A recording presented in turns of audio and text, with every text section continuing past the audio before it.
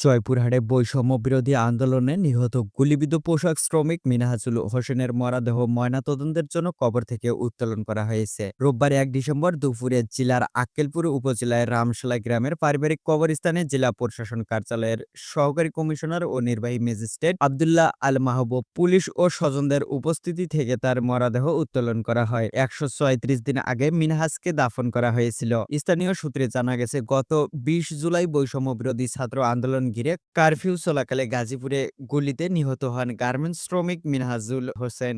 স্থানীয় সূত্রে জানা গেছে, গত ২০ জুলাই বৈষম্য বিরোধী ছাত্র আন্দোলন ঘিরে কারফিউ চলাকালে গাজীপুরে গুলিতে নিহত হন গার্মেন্টস শ্রমিক মিনহাজুল হোসেন। এ ঘটনায় ২৭ সেপ্টেম্বর গাজীপুরের গাছা থানায় বাদী হয়ে মামলা দায়ের করেন নিহতের চাচা আব্দুল কুদ্দুস। তৎকালীন সময় ময়নাতদন্ত ছাড়া মরদেহ দাফন করা হয়েছিল। আদালতের নির্দেশে নিহত মিনহাজুলের মরদেহ উত্তোলন করে রাজশাহী মেডিকেল কলেজ হাসপাতালে ফরেনসিক বিভাগে পাঠানো হয়েছে। জয়পুরহাট জেলা প্রশাসন কার্যালয়ের সহকারী কমিশনার ও নির্বাহী ম্যাজিস্ট্রেট আব্দুল্লাহ আল মাহবুব জানান, মিনহাজুলের মরদেহ উত্তোলন করে ময়নাতদন্তের জন্য রাজশাহী মেডিকেল কলেজ হাসপাতালে ফরেনসিক বিভাগে পাঠানো হয়েছে।